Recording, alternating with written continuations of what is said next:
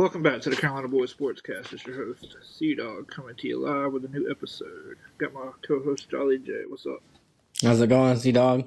How's it going, man?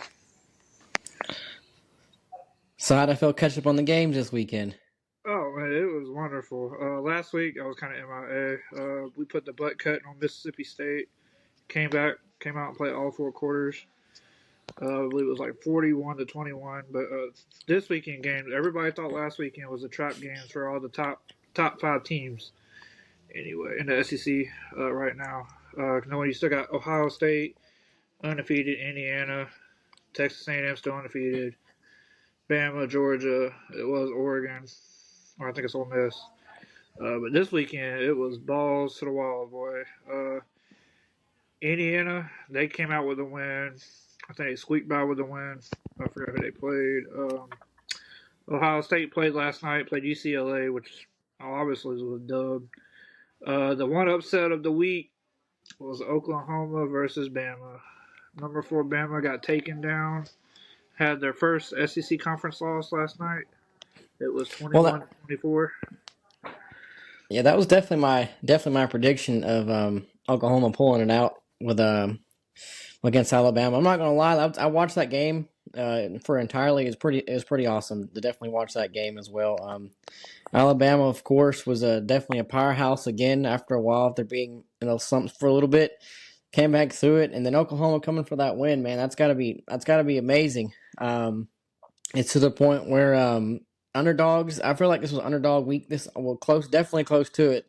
It's gonna be underdog week this week for some reason. Close to it. What I feel like was Carolina. Okay. Oh yeah. So so I watched comeback of the century, boy. Let me tell you. Well, that third quarter, they scored so many points, man. I'm not even gonna lie. Like they scored all their points almost in the third quarter and the very end, the last. So they scored like 21 points in the third quarter. Okay, that is their biggest comeback, I believe, in their school history. If I saw statistics correct. Definitely, yeah. I mean, Texas A&M, like they were. I don't know what they had going on. I mean, they were miscue after miscue after miscue. Well, I know there was a big disconnection between their wide receiver and their quarterback. I'm not gonna lie, the wide receiver dropped a lot of passes that was actually in his breadbasket. So I can't really focus on the quarterback exactly. Definitely I'd be on the wide receiver side this time. I'm not gonna lie. Yeah. So the biggest game we want to get down into, and I heard it all week, is my dogs. We had the primetime game, packed house, celebrities and all. Had Matthew McConaughey there, Quavo, Jason Aldean, Megan Maroney, Luke Bryan. You name it, they were all there. It was a showdown. I mean, Georgia coming in still ranked number 5. Still having that one loss to Alabama. Each game we've been progressing. Everybody considered Georgia as the cardiac kids because they've had to come back from behind all season just to win. Except for the last 2 games, like the Mississippi State game, like I said. We put BTA. I mean, our defense stepped up. Our offense was phenomenal and came in last night. Night game in Athens, electric. Texas came in. We shut them down like 35-10. Pretty much Texas couldn't get no. Props to Sarkisian and Archie Manning. But Archie Manning's not legit as he was at the beginning of the season. Everybody was all hyped for Archie Manning. But he went. I think went 29, or he went for 229 passing yards. I think they had a total of 21 first downs, 128 rushing yards. So right now he's sitting. I mean, that boy should be a Heisman talk. He's sitting at 2,269 yards, 19 touchdowns, and 3 interceptions. That boy played out. I mean, our defense was electric. Our defense was getting stops. Our offense was holding their own. We were handling the ball, and boy, Nate Frazier, that's a beast. That boy was running it down Texas's throat like it wasn't nothing. And Texas got a good defense. Don't get me wrong. I think they were second in the conference. But yeah, that's the same thing with Oklahoma. Oklahoma's front seven is no joke. Everybody's talked about it. Tennessee fans talked about it. That front seven, that's the reason why they beat Bama. I mean, so it's going to be a shootout. So now we got to win the rest of our games for Georgia. I mean, we got Charlotte 49ers and then Georgia Tech and Atlanta at Mercedes-Benz at the Superdome, and then off to the playoffs. Yeah, I would say definitely Georgia did move up ever since Alabama's lost. Georgia was, I believe, was ranked number 5, and Alabama was ranked number 4. Yeah. So I would say that definitely moved up. Well deserved. Georgia blew out their team. And also, what I like to say is another game that I was able to predict that I felt like the score was a little off than I thought. I was thinking of Clemson versus Louisville. All right, come on now. So I'm a Clemson fan, of course. Carolina boys, we got to represent Carolina teams, but I would say that Clemson, they beat a ranked team after a long while, man. It's to the point where Louisville was only ranked number 20. It's still a top 25 team. I'm pretty sure Louisville's been a solid team all year. They're 7-2 before coming to this game, and so Clemson finally leveled out their record to 5-5. So I would definitely say that was definitely a solid game. Klubnik was able to he pulled out a little bit of ways and everything like that as well. But I would to the point where Clemson needed this. They needed this game. The whole entire team, the fans, they needed this game. They needed Clemson to pull out at least a team. I know they beat Florida State, but people wasn't really. It's okay. It's Florida State. Florida State has almost the virtual record as Clemson did this year. So at this point, it's definitely had to pull it out with Clemson just to get a beating number 20 team, and hopefully it'll get Clemson in the ranks. I don't think it will. They'll have to at least be another ranked team, and I'm pretty sure season's definitely close to being over at this point. So I don't know. yeah, I got a feeling because we made a joke the other day, me and some people I were talking to, saying, with Carolina blowing the 30-3 lead, I think it's going to come down to Clemson and Carolina, and they're going to be like, whoever wins this game gets to keep their job. Whoever loses this game is bye-bye. I mean, well, I don't. let's just be honest. I mean, look at the records. But I don't think Dabo's going anywhere. But I mean, just like all these Gunnar Stockton haters and these people that keep not believing in Georgia, saying Georgia's not going to make it this year. I mean, this is November. This is the time to eat, and this is when Georgia starts clicking, and Georgia's starting to click. Well, Georgia always clicks in the end. I realized during their seasons, Clemson's always not well. Georgia's always struggling to a point. They're winning, but they're not being Georgia. I would say in that matter at all. So that's what I feel like the most is that way. So I would say between Clemson and Carolina, I'm going to do a future prediction for them since you brought it up. I would definitely say that it will be Clemson beating Georgia. Clemson beating Carolina this year. So I predicted probably, let's see, both teams playing like they are. I'm going to say 24-21. 24-21? Yeah. I will definitely shoot. I'll be in that ball range as well. I'm not going to lie. Clemson's defense is holding off pretty well. But on the quarterback side for Clemson, Clay Klubnik, I would say that Carolina QB is going to beat him. Like to the point where I feel like right now Carolina QB is a little bit better right now than Klubnik. Sellers is all right, but I think there's times that Sellers actually just throws. I'm not saying throws the game, but it's just the point where they get enough lead. Like any other team, honestly, you get a big enough lead, then you think you can start just playing with your food. Like, okay, well, we're already 30. We're already a big up. They're not going to come back, but everybody knows. Well, Carolina's QB has a little bit of an accuracy problem. Huh? I would say Clemson QB is definitely solid, but I would say Carolina QB has a little bit of an accuracy issue. I would say in the matter. Yeah, I can see that. It's going to be like I said. We got 2 games. Everybody else has got 2 games left of the season. But it's really down to playoff talk now. Playoffs right around the corner. Because conference is right around the corner. Really. I don't think me personally, if Bama loses to Auburn, that's going to put Georgia back in to the SEC conference, and that'll be against Texas A&M. If Texas A&M does not lose to Texas, which I don't think is going to happen, but So I mean, honestly, I'd rather sit out. That way we can get our guys healthy again and finish letting them get healthy and then play in the playoffs because we'll host the. I think we'll have a bye week now that Bama lost if we can finish out the rest of the season with wins. So we'll get that first round bye seed and then. So what was that? What was that situation? You would say that a team having a bye week and they're playing. What was that little myth you were saying before about it? You were saying that were you saying that a team that has like goes in a bye week struggles definitely whenever they play again or before the playoffs or no? So that statement, okay. So the bye weeks. So it depends. Like now with all these coaches being fired, and any team that's.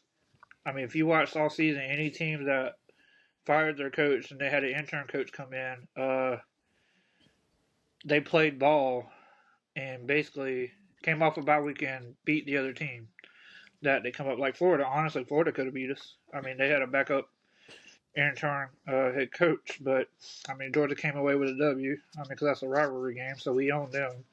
Um, UCLA, I think they knocked off Penn State when they came off a bye week with a new intern coach. If I ain't mistaken, don't credit me wrong, but yeah. So I mean, going into the playoffs, I mean, if we sit out the first round and have a bye week, it's going to really depend who we play. Anybody really? Because I think what we would have hosted if we would have won out. I think it might change now, but we Georgia was going to host the first round against. First it was Tulane, or first it was Memphis. Memphis got beat. Then it went to USF. They got beat this past week. So now it's either going to be Navy or Miami. But with Bama losing and Georgia goes up to 4, that'll give Georgia, if I'm not mistaken, the first round bye. So Georgia can miss the SEC championship, get a bye week, and they'll just play whoever wins out of the first round, and then they'll advance to the second round. I can see If they that. get the W. But honestly, I'm wanting freaking Ohio State and Indiana to lose. Honestly, but I mean, we all know Notre Dame's in because Notre Dame beat Pitt. But I would say the way Indiana played against Wisconsin was phenomenal. Okay, so it's 31-7. I would say that even though it was just Wisconsin, but Wisconsin, I believe, a couple of years ago was doing pretty solid. They was doing pretty well, and then it just went back to our normal teams of Wisconsin that situation. So I would say it's not a very big of like a what if type situation because it was Wisconsin, but Right. Indiana played pretty solid. Um, and like I mentioned before, but a lot of like I would say that Arizona came out upset with Cincinnati, ranked number 25 team. I would say that's pretty. That's what I'm saying. It was like an upset change of like big teams. Like is upset season. I feel like so far in this week and a lot of other weeks this college season has been so far. Well, I mean, if you want to throw shade too, like look, Boston College at 1-9 went toe to toe with Georgia Tech and almost beat Georgia Tech. Their score, I'm serious, I'm not pull that. Their score was, well, I mean, you had Texas Tech. Texas Tech's been pretty good. They're ranked 6 right now, and they beat UCF. So they beat them 48-9. Florida and Ole Miss game last night. That was a back and forth, and Ole Miss pulled away 34-24. Um, Miami, of course, beat North Carolina State, but 36-34, Boston College and Georgia Tech. Georgia Tech still coming off that one loss to NC State, but I think Georgia's got a shot. I'm not jinxing it, but I mean that's 2 games close, 2 or 3 games close that Georgia Tech trailed or came close to win. They beat Charlotte by what, a 3-pointer. Beat Boston College by 2. So I feel like Georgia Tech is almost on. You feel like their next game they're going to definitely struggle. I would say. But it's all based on who they actually play. They might play Virginia, and You going anywhere today? Huh? they might play Virginia in the ACC championship. That's what I'm thinking. Yeah, I would definitely say that Georgia Tech's going to be. I feel like they could probably pull it off with the ACC championship possibly.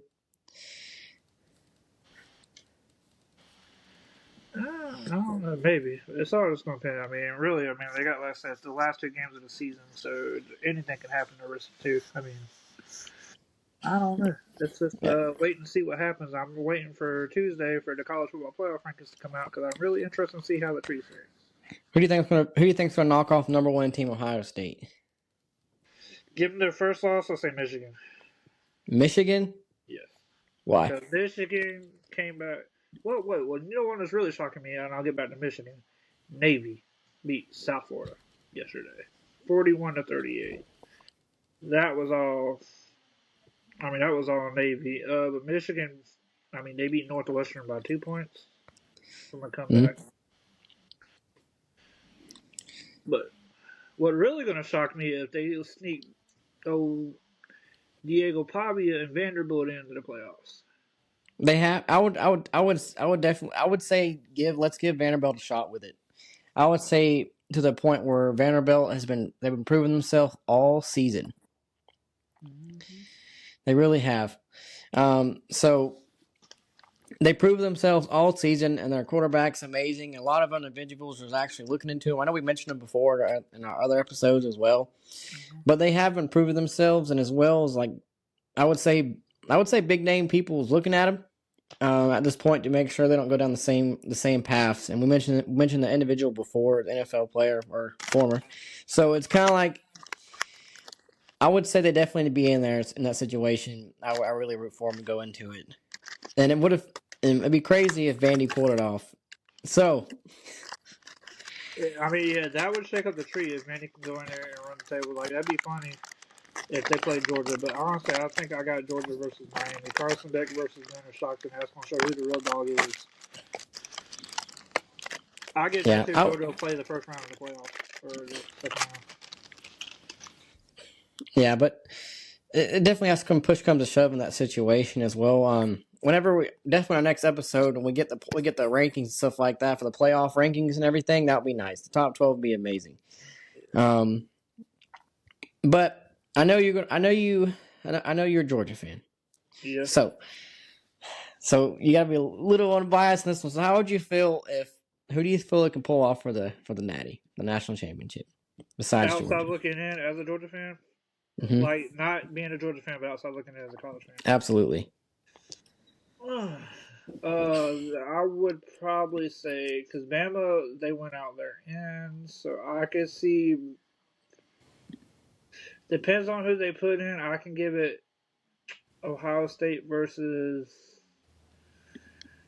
Texas A&M. If not Texas A&M, Bama. Bama. Yeah, I I said if feel Bama like, can pull it off. If Bama cannot pull it off, then I would say probably Indiana versus Ohio State. yes. But, I would say top 1 and 2 right there. I would say that. I would definitely say that Ohio State can possibly pull it off. Because I have never, so far this year, correct me if I'm wrong on this, Dog. I have never heard of Indiana having any bad ratings of anything about them struggling or anything like that at all this season. well, no, really. But it's all who they actually play. That's like everybody's excuse. Who these teams played. Like Georgia, like Georgia, they say they don't play nobody. Like Ohio State definitely doesn't play nobody. The only team they played was Texas at the beginning of the season, And we kind of see how that's going with Texas. So, exactly. well, it comes down to it to where the Georgia made Arch Manning cry. So I'm not trying to bash him stuff like that. I think that was legit, but I don't know if that was legit or if that was AI. But if it was legit, he really did get upset because they lost. Well, I would be upset too, because it comes down to the point where that could be the make or break for Texas. That was their game to show their worth. I would say that was definitely the one to show their worth in that situation is to beat Georgia because everybody wants to beat Georgia. Everybody wants to beat Alabama. It's never everyone wants to beat Ohio State or Indiana. Like everybody wants to beat those two big SEC teams, Georgia and Alabama, and that's the goal. If you look at Indiana, and then go ahead. No, you're good. Oh no, say like if you look at Indiana's schedule, I mean they started off the season with Kennesaw State 56-9. They played Indiana State 73-0 blowout. They ranked Illinois 63-10, Iowa 20-15, so that was a close game. Only ranked team that played Oregon. They beat them by 10 points, 30-20. Michigan State 38-13. UCLA 56-6. Maryland 55-10. Penn State only beating them by 5, 27-24. And Wisconsin yesterday 31-7. And the last game they got was Purdue. So it's not a big pump to it. You know what I'm saying? It's like it's not it. You looking at the schedule, you feel like let me eat the schedule correct. Well, no, they're a whole lot different conference. So I mean that's like a lot of arguments say. Like these Big Ten, Pac-12s, other schools like Ohio State. Ohio State, like I said, they ran through Texas. Then Washington, Wisconsin. I think the only other ranked team they got this year would have been Michigan, and that's the only other team they play really that's in conference. But if you put Ohio State in the Alabama schedule, Georgia schedule, Florida schedule, they'll have more than 2 losses, if not 3. I would say. So But most definitely. go ahead. No, you're good. No, you can go ahead. No, I was gonna jump on you. I was gonna jump on UFC, but let's keep hearing about college. I want to keep hearing your predictions, stuff like that. SC dog. To me, you're the pro at this one. I mean, what prediction do you want to hear? I mean, So you're familiar with a lot of the big bowl games, and you're familiar with like what kind of pushes you to the bowl games. yeah. So besides the national championship, what do you feel like is going to be for the road? What do you feel like is going to be for the Chick-fil-A Bowl? And that's statistics in that way. It depends on who they put in for the Chick-fil-A Bowl, though. But I mean, it could be anybody. It could be TCU. It could be fucking Maryland. Well, I would say Carolina, but Carolina's done, so they ain't going. No, If we talking definitely. top 5, I'd say probably Navy, Georgia, Ohio State, uh, and Texas A&M, Alabama, and Ole Miss. I would say definitely for sure. But and as well, of course, I got to talk about MMA over here. You're the professional over here at the football life. But this weekend was an awesome weekend for the fight world. You had 2 championships, man. It was amazing. It was UFC 322, and I like to rep one of our Augusta, Georgia guys. I followed some of his career. His name's Wellmaker, and Michael Wellmaker. And I would say that his career it was 10-0 before he came into this weekend. His first fight got pulled out. I'm not sure of the situations, but it got canceled. But they had this one guy. His name was I'm gonna go by last name, first name. I'm gonna butcher it. It's gonna be Ewig. He had a 48 fight notice. Okay, Mm-hmm. that's to me that is the smallest I've ever heard so far. Being an MMA fan, especially listening to the UFC. I would say that Malcolm he lost, but I feel like he would have been. I was pushing him a little bit more by watching some of his socials and watch a lot of his fights. I didn't see a lot of it. It's kind of sad. First, it was like a slugfest, and then of course, like Ewig won by decision as well. This is for the prelims, the late prelims, not the early ones. And also one other fight I like to talk about is at least the Cortez and then Blanchfield. Okay, those are the 2 female fighters that I followed a little bit. Okay, I've been watching some of a lot of the posts, a lot of a lot of big I would say ESPN and of course UFC. They was all posting this one individual Cortez. That's her last name. The Cortez shed a lot of spotlight. Okay, and they was really definitely pushing it. And sometimes I feel like whenever the UFC or anybody keeps pushing a certain fighter, there's too much limelight, and some people was making the situation of to where she's focusing on more of a lot of the spotlights instead of training and stuff like that. She lost by submission. So it's definitely crucial in that situation as well. One of the fights that I liked was Rodriguez versus Kapilov. So I'm going to do a little breakdown of the situation, and that situation has some of my notes in this one. Well, I had, I would say at the very beginning of the round one, both fighters were definitely measuring their distance of their striking. Okay, it's very methodical. They had heavy hits at the same exact time, and it was a back and forth stand up once they figured it out. And then I'll say Kapilov had a very good takedown defense. Mm-hmm. Okay, Rodriguez definitely amazing at takedowns. He stuffed 2 takedowns at the very beginning of the first round.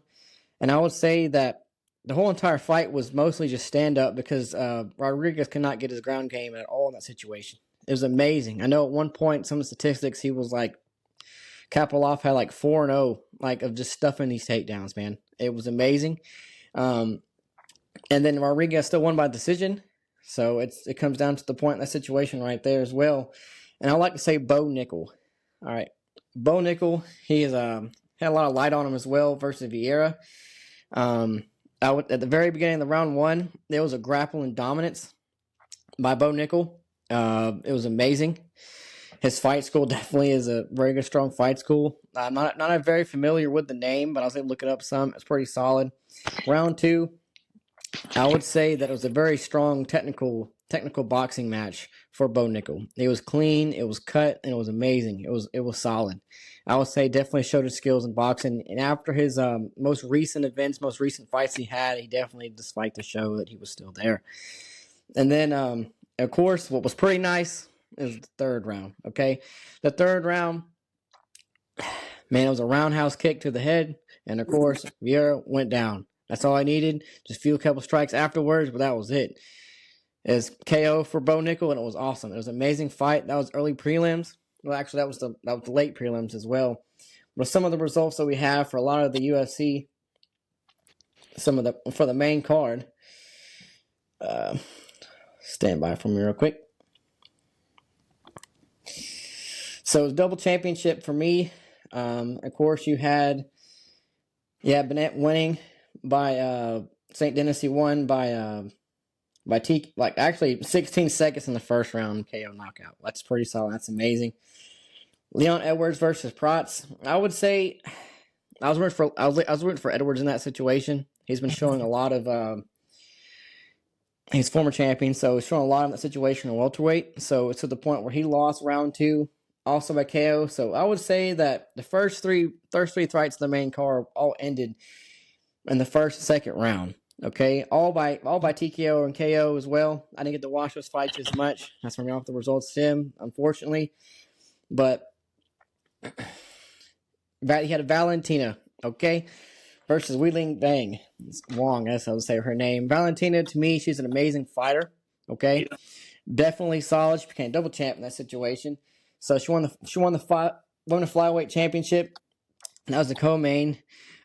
She definitely joined the ranks as double champ this weekend, which is nice. I always like to hear them. I like seeing double championship cards, especially with history making like that. She definitely joins the ranks. And Jack Mandela versus Islam Magadov. All right, that situation, I would say that a lot of results that I've seen so far was grappling. Of course, he's Russian, and usually coming from the Islam team, it's mostly grappling to the point where it was solid. And of course, Islam has shown a lot of his striking. He had 140 strikes out of 188. So that's pretty nice. It was 30 out of 57 significant strikes, and takedowns was always it's going to be 100% with him. Coming awesome fight team is a 4-4. So 4 out of 4 takedowns, which is nice. They won by decision. There was a lot of mixed reviews on that fight that I would say because of the background, but to the point, I would feel like wrestling is a dominant trait in MMA all around. In sports, like, of course you gotta have your striking, stuff like that, but your striking builds to your wrestling. But it comes down to a point where it's just dominant wrestling. I would feel that is so far that's the most dominant fight. So it's sometimes really boring, but you get results at the end in that situation.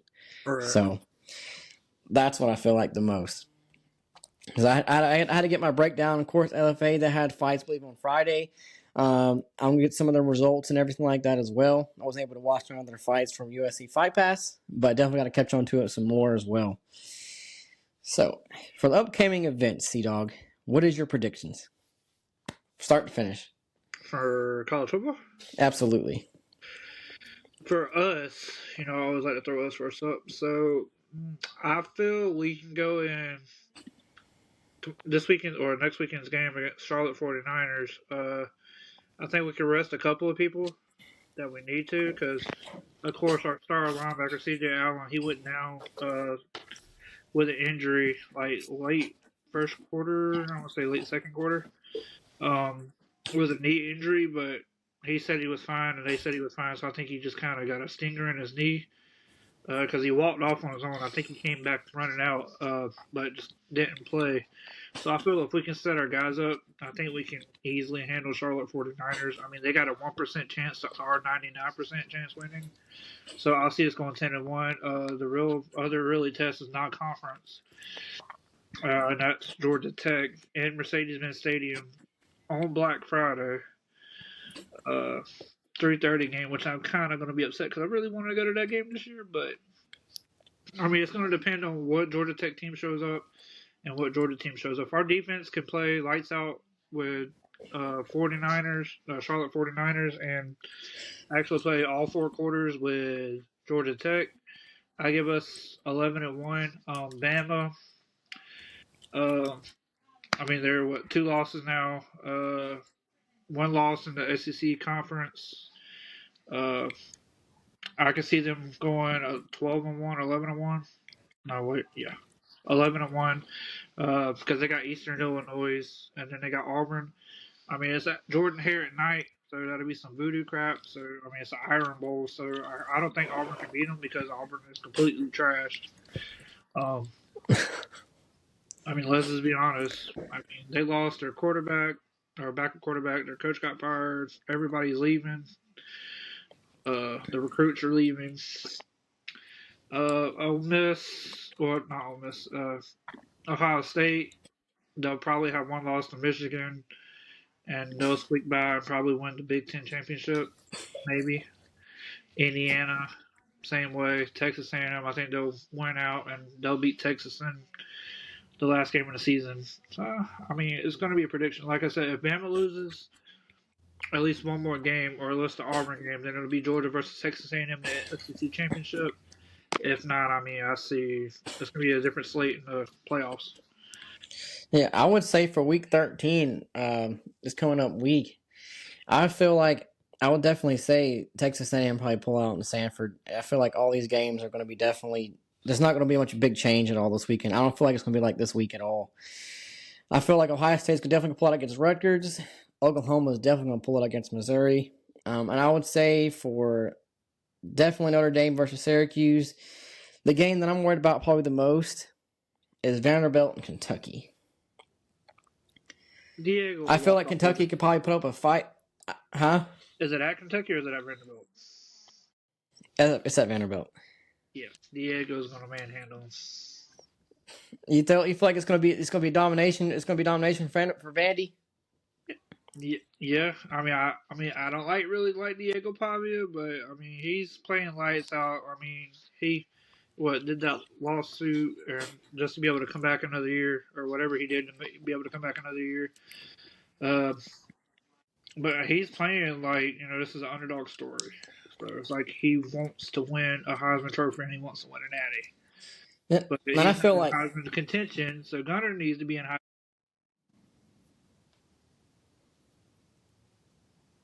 As I said, Gunner needs to be in Heisman contention, but nobody listens to nobody. So it's like, and, I don't know what Gunner's got to do, but if he don't be in it this year, the way our schedule is next year, I feel he'll be Heisman runner. But I got Vandy beating Kentucky. I know Louisville versus SMU. I know SMU kind of upset Clemson. So SMU versus SMU going to beat Louisville. Is that because they lost to Clemson? Possibly. Yeah, I mean, what the only good? I mean, they were 4-1 when they beat Miami, and now they're like 4-2, 4-3. Then SMU Yeah, came out and beat Miami in overtime. yeah, definitely. I would say that definitely is strong, but it comes down. You got Miami versus Virginia Tech. How do you feel Virginia about that Tech. one? Virginia Tech. Yeah. Look, Ah, I'm going against Carson Beck. I don't care what nobody says. I'm going against Carson Beck because I don't like him. I mean, ah, look, the yeah, way he did Georgia dirty, and now he's at Miami, and we told Miami what they're going to get, and Miami's getting what we got.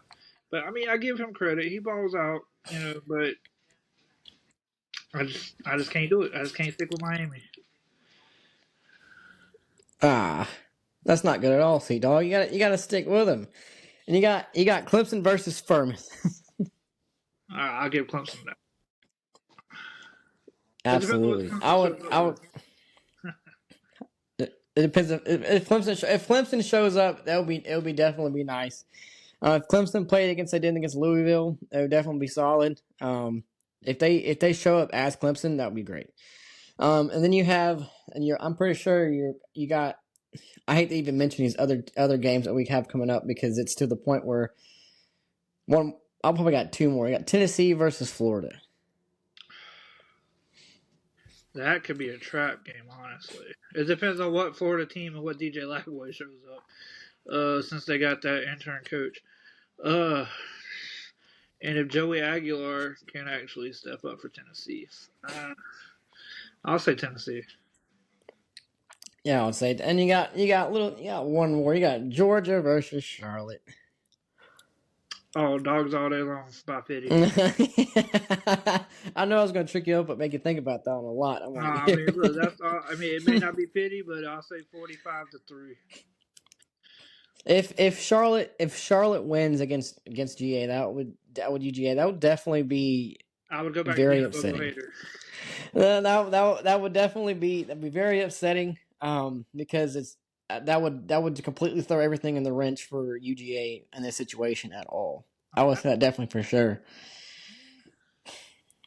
We would just have to But I win don't out think it's the going to game, happen. but I just can't It's see it. not. I mean, look, our defense is starting to click. I mean, nobody's been able to stop our offense to save their lives. I mean, we ran down everybody's throat. We got four deep running backs. We got Nate Frazier, Chauncey Bowen, Dwight Phillips, Robinson. We got Cash Jones. You name it, we got it. Oh, we got McCray. I mean, we got a freshman running back that's phenomenal. Definitely. And Gunnar But Stockton, who can take a damn hit and keep on rolling. I mean, the real I talk would, on, but the real talk is going to be Clemson and Carolina. Clemson and Carolina, man, that's not here yet. That's a do or But go home situation right there, boys. it's the Palmetto Bowl. Come on, man, you got. Of course, it's got to be Carolina boys. You got to bring it up. But the thing is, it's to the point where it's like, I'm rooting for Clemson. Of course, I'm a Clemson fan. I got to be a little bit biased, but the same exact time is I'm kind of nervous. I'm kind of really nervous because South Carolina, they almost won, man, and to the point where Clemson hasn't played like Carolina did in that game. So that I would definitely say at that point, that would definitely be a game. I would definitely say that's going to give Carolina motivation. Their record by any means is not close. It's close. It's a little bit close to Clemson, but at the same exact time, it's not. Yeah. Clemson leveled out 5-5, so and we're good at that one. So that's what I'm happy about. So I would definitely say it's going to be a hard game. I hate to promote it because the fact is it's to the point where I don't know. Some of my predictions was wrong. But this week, I would definitely say my predictions are pretty right. But do you have any Hey, more look, for this everybody was audience? shocked last week. Everybody was shocked last week because they thought last week was supposed to be the upstate games, and then they were like, well, I mean, it's week by week basis. I mean, we still got the conference games coming up, but they thought Yeah, Georgia was going to college. get upset by number 10 Texas, and look what happened. They came into Athens that night, 7:30, in a hostile environment, and got leveled. Yeah, because college is unpredictable. It's to the point where like you can make predictions all you can, you can bet money on all you want, but it's gonna be different. It's gonna be weird every single time. It's just like MMA, to the point where like you can watch all their fights and it just takes one little flash knockout, and next thing you know, there goes your parlay. Yep. So there goes your parlay because of one little flash knockout. Just like I would say whenever I was bragging to you about Carolina about winning, and I took a picture of it too soon. Yep, I ate that one. Ate that by 1 point exactly. So I didn't even recognize it was in the third quarter. I'm like, this isn't good at all. And then Carolina couldn't even do nothing. After the second half, it was not a Carolina game anymore. But do you have anything more for the amazing audience there, Sea Dog? Nah, I'm good. Let's see. I hope we get a good enough wins for the next two games. That we'll be back. Probably in a couple another week or two or a couple of days. Talks a little bit more. Most definitely. I'll keep up with some MMA events coming up soon.